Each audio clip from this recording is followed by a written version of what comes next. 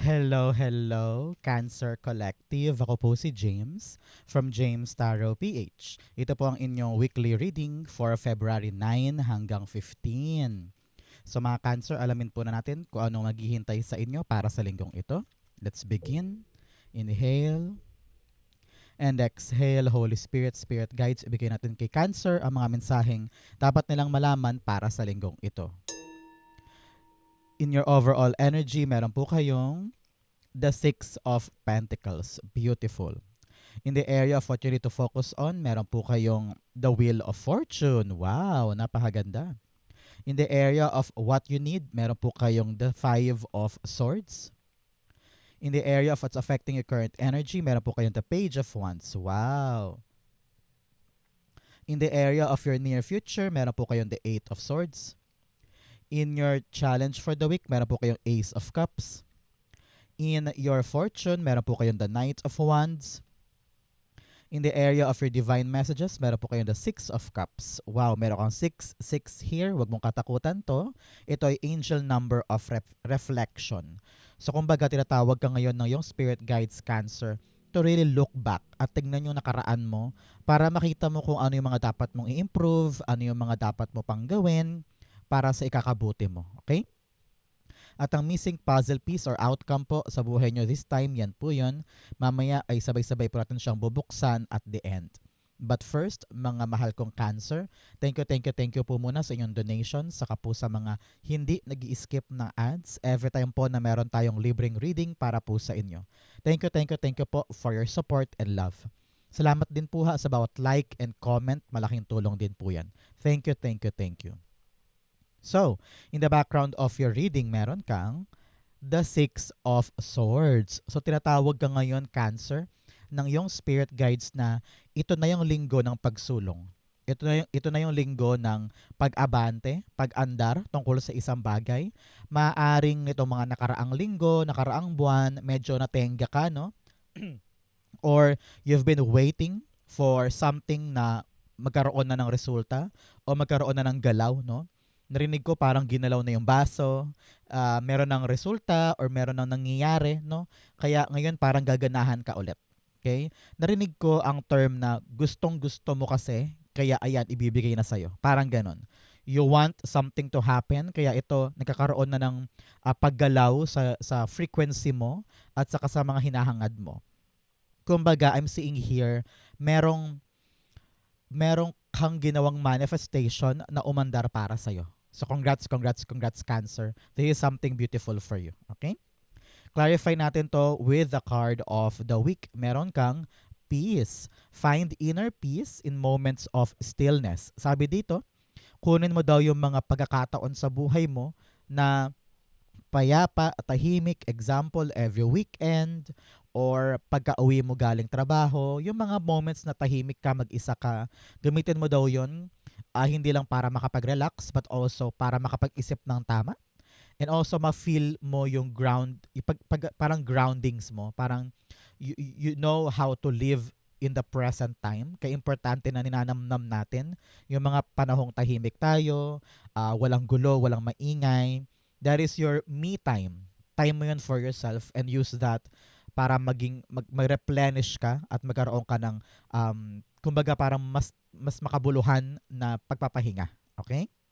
So, in your core energy, meron po kayong the Six of Pentacles. Alam mo ngayon, tinatawag ka Cancer ng yung spirit guides na panahon na para tumanggap ka naman ng mga bagay dahil pinaghirapan mo ito. You're moving forward with something. At ito ay dahil sa yung effort. You have 666 here. Huwag kang matakot. Hindi yan masamang number. Yan ay angel number of reflection talaga. So parang tinatawag ka ngayon ng yung spirit guides Cancer na tumanaw tayo 6 months ago or 6 years ago. Tingnan natin kung saan tayo nagkamali. Kung saan yung mga bagay na dapat nating i-improve. Ano yung mga bagay na dapat nating tigilan, dapat nating ihinto, no? Dahil hindi nakakatulong sa atin. And then, kung ano yung mga bagay na talagang gumana for us, i-keep natin yun. Kasi parte pa rin yun ng buhay mo now and moving forward. Kasi okay naman siya, di ba?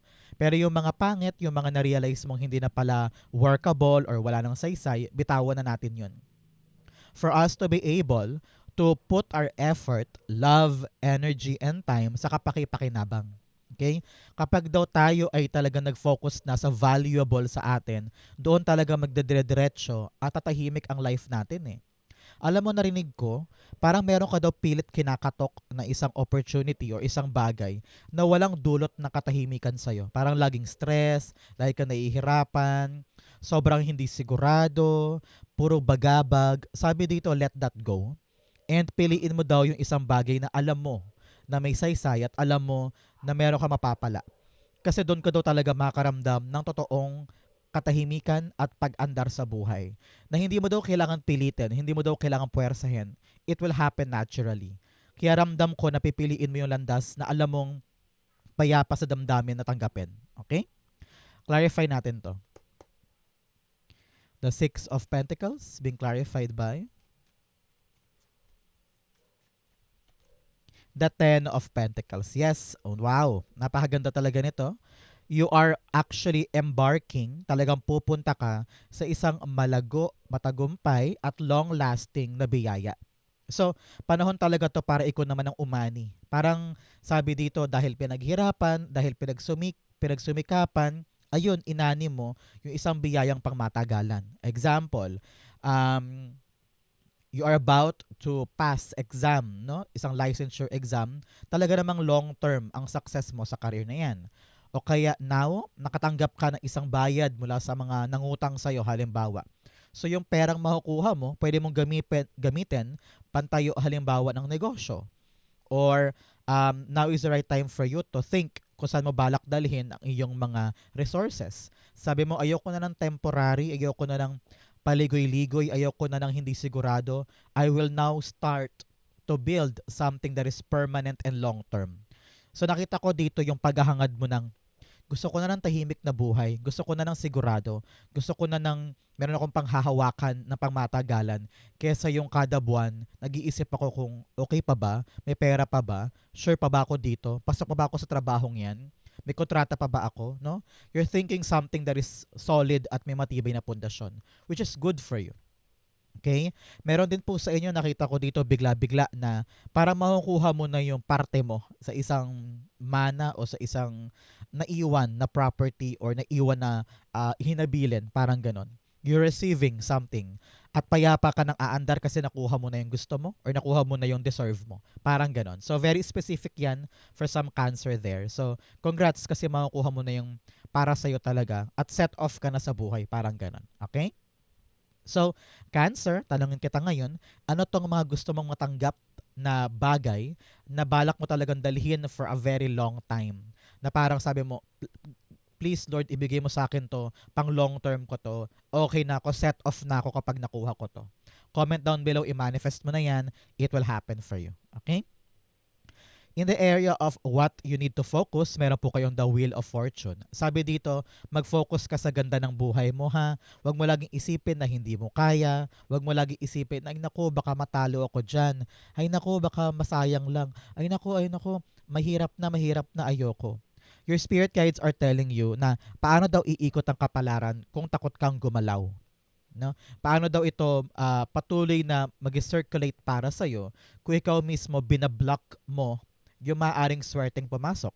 So narinig ko dito meron kang mga dapat tanggapin or meron kang dapat asikasuhin na parte ng mga hiniling mo na ngayon ay kailangan talagang maging masigasig ka at panindigan daw so that yung continuous entering ng blessing ay hindi mapatid, no?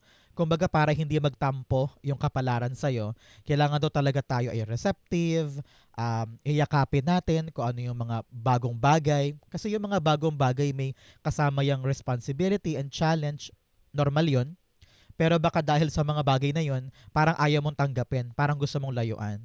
Pero sabi dito, kapag niyakap mo fully, you give your whole effort, your full intention sa kanya, babalik din to sa'yo. Mag-reciprocate din yung mga bagay na binigay mo at deserve mo yung makuha. Kaya importante ngayon talaga ay matuto tayo to step forward and to embrace the changes in our lives. Okay? Huwag ka mag-alala, napakaswerte mo naman this time. Lucky energy is really, really for you. Okay? So, clarify natin. So Cancer, tanungin kita ngayon, paano po kayo nanonood ng ating reading? At sa tuwing natutulog ba or sa tuwing almusal or sa trabaho? How do you consume our reading at paano po ito nakakatulong sa inyo? Salamat po sa inyong comment sa baba. Wheel of Fortune, the Six of Cups. Yes, talaga namang reinvention ito ng sarili mo.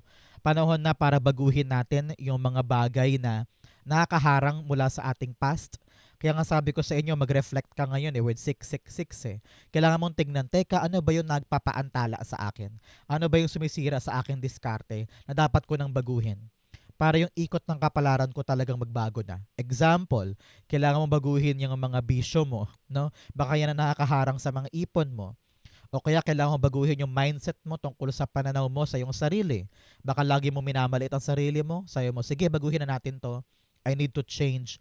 I need to believe on myself again para yung fortune ko ay magbago na din. Parang ganon. So, whatever happened in the past, kunin mo lang yung lessons and then gawa natin ang paraan kung paano natin babaguhin yung dapat baguhin.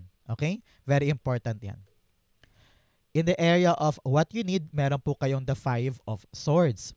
Sinasabi dito, Cancer, ng iyong spirit guides na iwas tayo sa mga away this week ha. Iwas tayo sa mga gulo, sa mga sagutan. Kapag medyo may conflict sa work o merong hindi pagkakaunawaan, ikaw na lang umiwas ha. Ikaw na lang mag-walk out or piliin mo na maging bigger person this time. Okay? Ngayong linggong ito, hindi worth it makipag-away or makipagsagutan. Piliin mo ang katahimikan, piliin mo ang harmonious relationship, no? Yun ang dapat mong ilaan ngayon para hindi ka maapektuhan at hindi masira yung mga ginagawa mo moving forward. Okay? So, clarify natin siya. The Five of Swords being clarified by you have the Hanged Man. Yes, pause daw muna tayo sa tuwing merong mga away or problema. Hindi daw makakatulong na bigla-bigla tayong bibira or bigla-bigla tayong sasagot, no? Sometimes we need to think first, maupo, think first, i-evaluate muna yung nangyari bago tayo umaksyon o magsalita. Ganon din pagdating sa trabaho, sa negosyo, or sa pamilya, no? Hindi pwedeng yung dila natin ay masyadong madulas or yung ating mga aksyon ay masyadong pabugso-bugso. Okay? Mag-isip muna pag nilay-nilayan bago gumalaw. Okay? Very important yan. In the area of what's affecting your current energy, meron po kayong the Page of Wands. Yes, panahon na para ikaw naman ang tumanggap ngayon. Okay? Ramdam ko talaga na ginusto mo to eh. Pangarap mo to eh. Pinipili mo ito eh. Kaya si universe, ayan, inaabot sa'yo, binibigay sa'yo.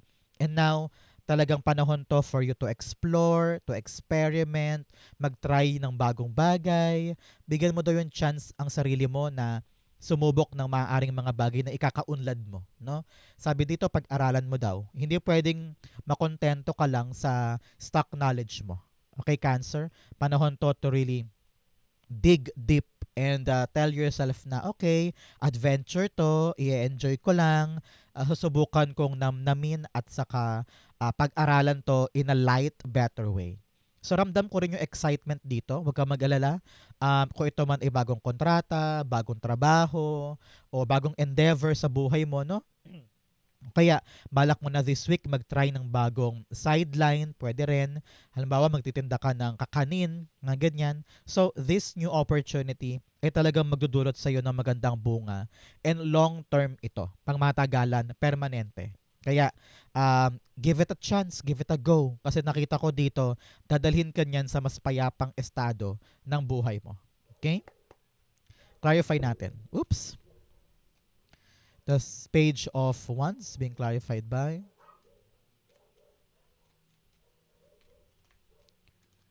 the Three of Swords in reversed. Yes, ngayon, kitang-kita ko dito na hindi ka napapaapekto pa sa mga nangyari in the past. Your spirit guides are telling you na ngayon parang gusto mo nang mag-walk away from the hardship, mag-walk away from what hurt you in the past. Sabi ko nga, kapag nakapag-reflect ka with 666, talaga marirealize mo na, ay, malayo na yung narating ko. Ay, naka-move on na pala ako. Ay, parang kinaya ko pala noon, naging survivor ako noon. So now I know na tong bagong gagawin ko, kaya ko rin tong lagpasan, kaya ko rin tong pagtagumpayan, hindi na ako matatakot pa. So ngayon kitang-kita ko dito yung pag-move on mo. Okay? And you are now ready to really take charge forward, mag-try ulit, sumubok ulit, why not, di ba? At ngayon, nagbubukas na yung bagong chapter para sa'yo. Congrats po. In your near future, meron po kayong the Eight of Swords. Si Eight of Swords, sinasabi dito na sa tuwing feeling mo stuck ka, sa tuwing feeling mo parang wala kang magawa o parang nakatali ang kamay mo, yung parang feeling mo hopeless ka at helpless ka, sinasabi sa'yo na yung spirit guides na pagkatiwalaan mo ang sarili mo.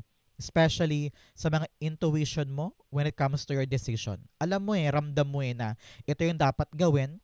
Ayaw mo lang simulan dahil takot ka mag-fail. Iniisip mo lagi, paano kung mali ako? Paano kung duda ko lang pala to? Paano kung mali pala ang hakbang ko? Dahil sa mga duda mo sa sarili mo, lalo ka nakukulong. Lalo ka nabuburo dyan at saka stuck. No? So ngayon, baguhin natin ang mindset natin, Cancer, na this time around, I will trust myself. This time around, pag alam ko kung ano yung tamang desisyon, papakinggan ko yon, ilalaban ko. Okay? So, believe in your abilities, believe in yourself. Okay. May mga nagpaparada sa labas na naka-megaphone. Bigla ako na-distract sa kanya. Okay, anyways. So sabi dito ng yung spirit guides, pagkatiwalaan mo yung tawag ng damdamin, listen to that, take action, and you will know the right thing to do. Okay? Clarify natin to. The Eight of Swords being clarified by the Two of Cups in reversed. Okay. Sabi dito ng yung spirit guides, parang ayaw mo daw makipag-communicate kasi. Parang sarado ba yung usap?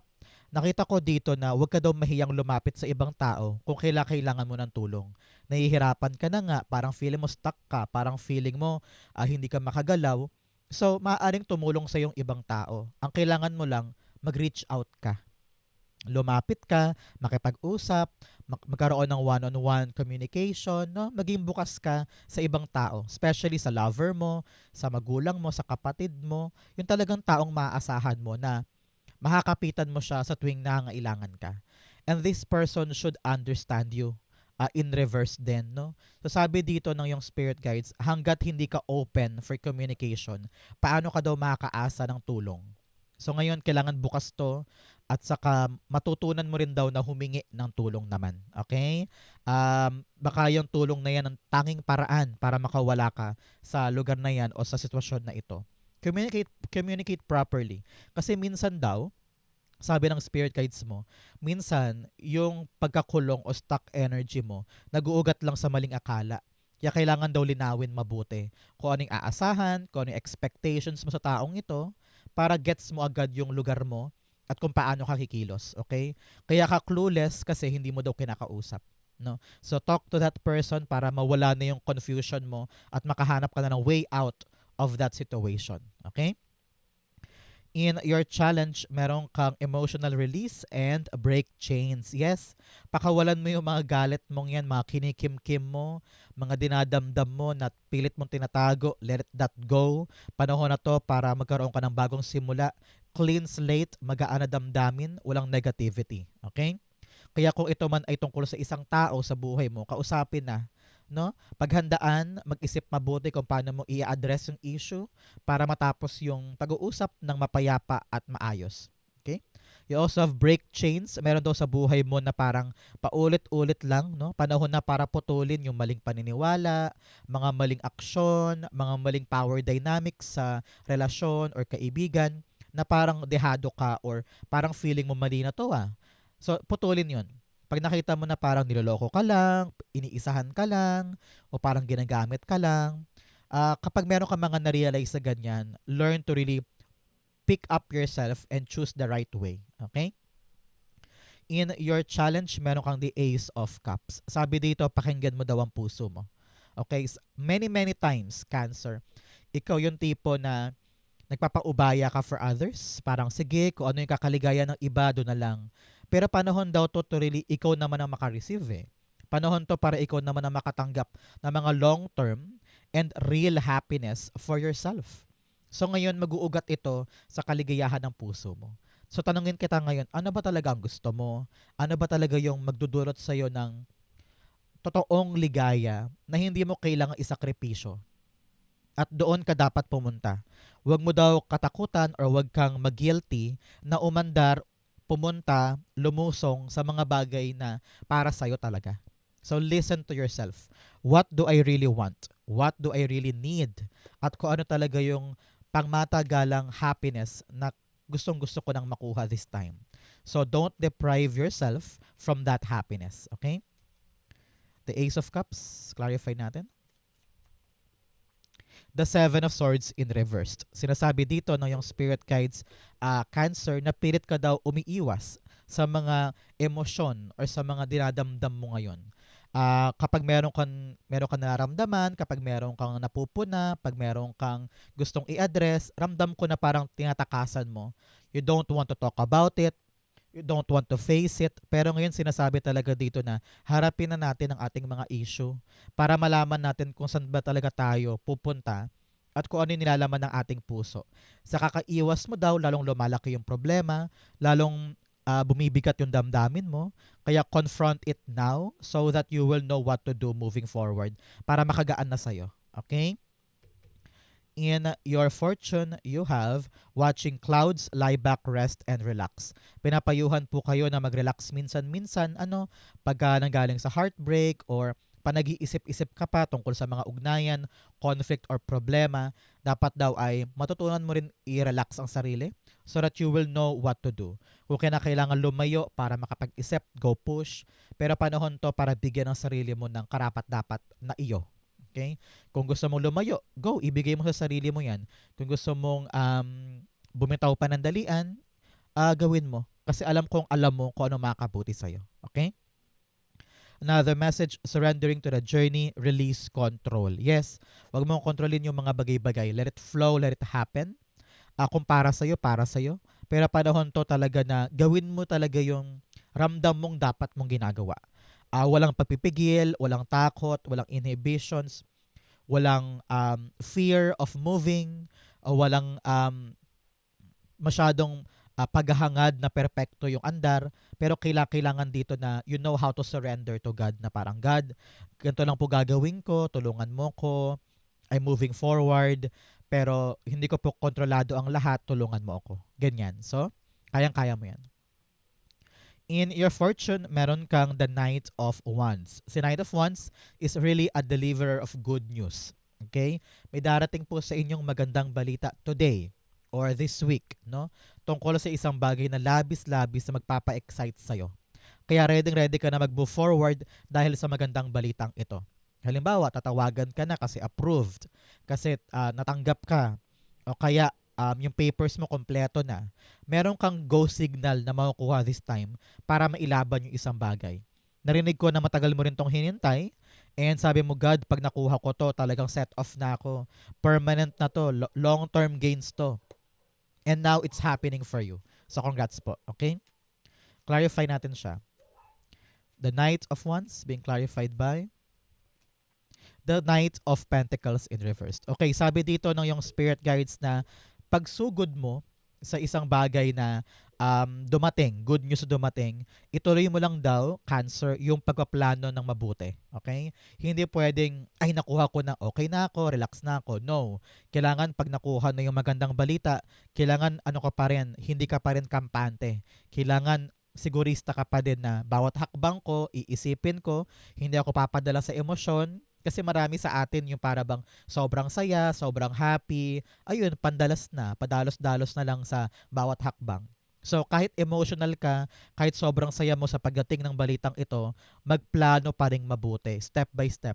Huwag magmamadali, dahan-dahan lang, para bawat hakbang sigurado at saka tama. Okay? Very important yan. I-claim mo to, this is gonna be yours. Meron ka talagang plano noon na akala mo ay tumenga na or kala mo wala nang mangyayari, biglang boom. May resulta yung plano and here you are taking that charge forward sa katuparan ng plano na yan. So congrats po. I-claim mo yan, sa'yo yan. In your divine messages, meron kang your commitment is being tested. Sa lahat doon ng pinagdadaanan mo ngayon, tinetest ka lang ni universe, ni destiny, kung hanggang saan ang kaya mong i-effort para patuloy na umikot ang kapalaran in your favor. Sa panahon to, para patunayan kay universe na Akin to, kakayanin ko to, gusto ko to, ilalaban ko to. Okay?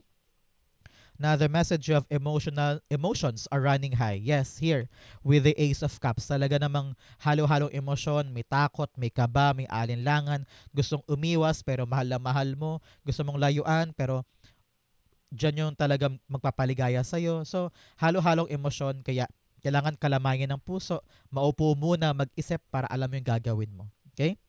You have the Six of Cups in your divine messages telling you today na panahon na to para kalimutan talaga ang past, no? Learn to move forward, charge forward, think for the future at hindi para sa past. Kung lagi ka pa ring tali sa past, Cancer, hindi ka makapag-move forward, okay? Meron ka daw mga tao, sitwasyon or parte na nakaraan mo na, sige, bitawan na nga natin yan. Sige, move on na nga ako. Ayoko na, past na yan. Move on na. Okay? Six of Cups. The Nine of Wands in reverse. Okay, sinasabi dito ng yung Spirit Guides Cancer na sukuan na natin yung past. Okay? Meron kang isa pang bagay sa nakaraan mo eh. Maaring pinangako sa'yo or maaring isang tao o isang bagay, baka pangarap, parte ng pangarap mo yan, na asang-asa ka pa rin doon pero alam mo naman na wala ka nang mapapala pa. So, learn to quit on that thing and embrace this new opportunity kasi itong bagong bagay na to, walang heartbreak dyan, walang kasawi ang palad dyan. Dito ka talaga nararapat. So, learn to really detach yourself from the past and see the beauty of new things. Okay? Ang outcome mo ito, but first bigyan muna kita ng fortune cards. You have fire, strong emotion, passionate love or hate. Yes, ito yun with the Knight of Wands. Ipaglalaban mo talaga yung mga bagay na gusto mo kasi alam mong yun ang para sa'yo. You also have Turkey, someone is behaving stupidly. Naku, baka ikaw to. Ayaw mong umiwan sa past, ayaw mong lumayo sa dapat layuan. Kaya parang, huy, bato ka ng sarili or gisingin ang sarili at wag nang iengot-engot sa isang bagay o sa isang tao. Okay? You also have dagger, fear, worries, or tense situation. Marami ka daw iniisip na mga alalahanin. Panahon to para bitawan yan, kalamayan ng emosyon. You also have Cain, pay attention to your health, Cancer. Kayo po'y pinapayuhan na tignang mabuti ang kalusugan, yung mga kinakain, exercise, the way you spend your night, baka kulang ka sa tulog, no? Pay attention to your health and your food intake, okay? Ang outcome ni Cancer for February 9 to 15, you have the Ace of Wands. Yes, new life, new beginning ito. With the Six of Swords here, talagang patungo ka na sa bagong-bagong buhay mo. Maaring bagong trabaho ito, bagong negosyo, pwede din. O kaya lilipat ka ng bahay, lilipat ka ng bansa, mga ganyan. You are now reinventing yourself. Handa ka ng suungin yung upgrade or new level mo. Na sabi mo, sawang-sawa ka na sa past, parang walang growth, pero ngayon kailangan mo talagang isipin, total bitaw, total pagkalimot sa past para makapasok ito. Hanggat hindi mo to binibitawan, hindi to papasok. Okay? Very clear yan para sa'yo. Example, hindi mo mabitaw-bitawan yung past mong job. Kaya ayun, yung new job mo ang hirap-hirap mag-settle. So, kailangan mamili ka. Yung past pa ba o tong bago? So, you need to really make sure na meron kang pagpo-focusan na isa. Kasi yung pagpo-focusan mo na yun, yung talaga magudulot sa'yo ng katahimikan and clarity. Yes, katahimikan with the Four of Swords. Panatag ka dito sa bagong bagay na ito. Sabi ng yung spirit guides, this new era of your life will bring yung stability at tahimik na buhay. Hindi ka aligaga, hindi ka takot, hindi ka puro pangamba, lahat ay sigurado, lahat ay matibay, permanente, at saka tatagal. No? So, kapitan natin sa ating puso yung mga bagong bagay at maaring yan talaga yung bagong ruta para sa'yo. So, sabi ko nga, surrender control. Wag mong pigilan, wag mong puwersahin. Let it happen, let it flow. Kung talagang dito ka pupunta, daanan mo yun. Baka yun talaga ang destined path mo na magdudulot sa iyo ng stability and peace of mind. Okay? So Cancer, ito po ang inyong February 9 to 15. Sana po yung nakaresonate ka. Comment down below. Babasahin ko po yan. Thank you Holy Spirit, Spirit Guides for the clarity and messages na dapat malaman ng mga mahal kong Cancer for today. Thank you po for watching hanggang dulo. I love you, I love you, I love you. This has been James for James Tarot PH. God bless everybody.